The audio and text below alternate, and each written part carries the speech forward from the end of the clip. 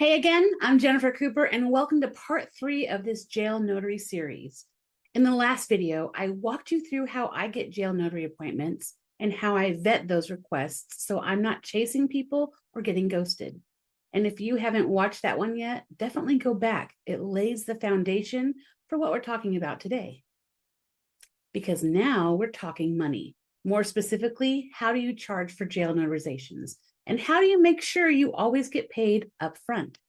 I'm going to walk you through how I build my pricing structure, how I explain my fees, how I collect payment using my QuickBooks card reader, and how I handle refunds with professionalism and boundaries. So if you're ready, let's dive in. Let's be clear right up front. This is not a $1,500 neighborhood notarization. Jail appointments are complex, unpredictable, and high stakes.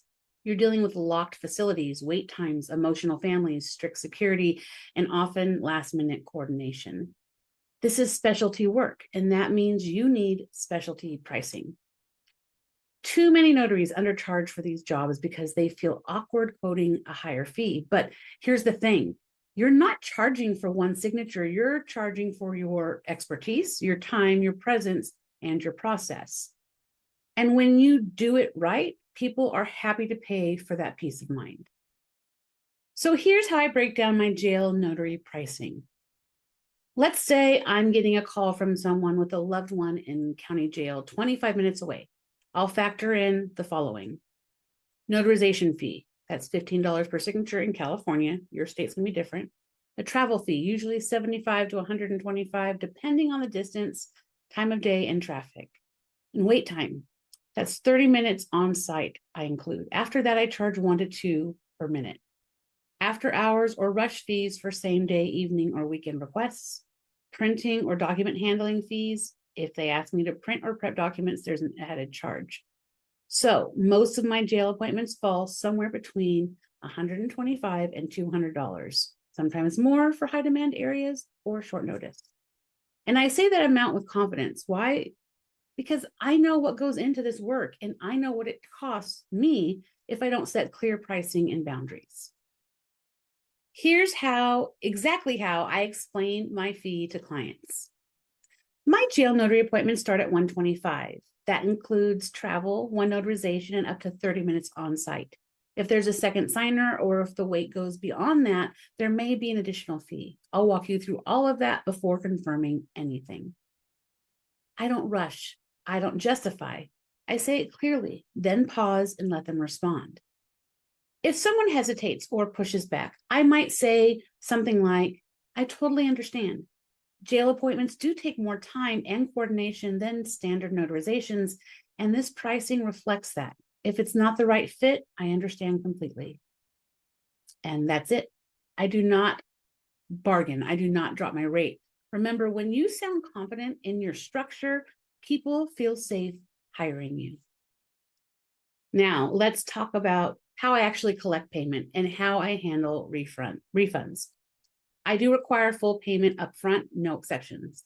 I do not leave my house without being paid, and I definitely don't walk into a facility hoping someone will pay me later. I've made that mistake before. I'm not doing it again.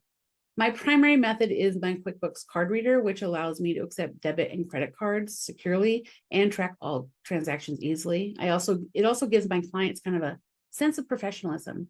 They're not handing me cash in a parking lot, for example. I also accept Venmo or Cash App if needed, but QuickBooks really is what I lead with. Again, I'm going to make a comment here. If you are not familiar with QuickBooks, if you haven't used it in the past, it's not the most user-friendly app for doing your bookkeeping or your payment processing. So just so you know that, it's just what I use.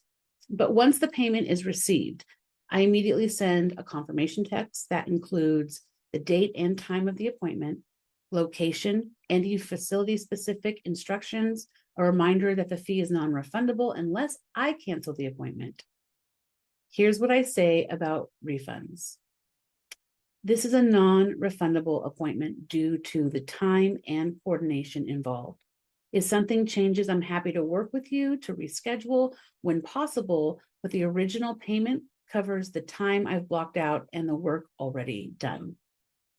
Now, if the jail locks down unexpectedly or the inmate is moved, and we truly can't proceed, I may offer a partial refund or reschedule at my discretion, but that is my decision, not theirs.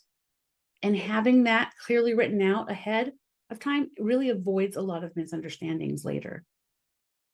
Let me give you a real world example, okay?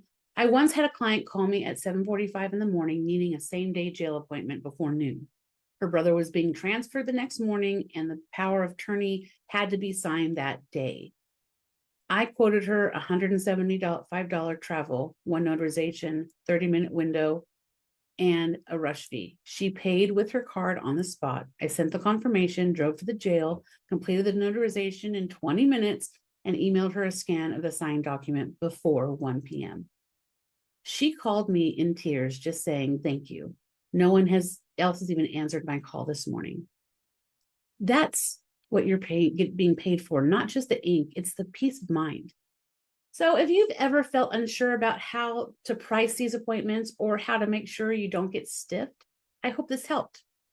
And if you want access to everything I use, pricing breakdowns, confirmation templates, refund policy language, sample scripts, it's all in my jail notary course.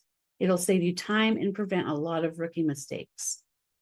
Next up, we're talking about what to do when things go sideways, because even with all the prep in the world, jail appointments don't always go to plan.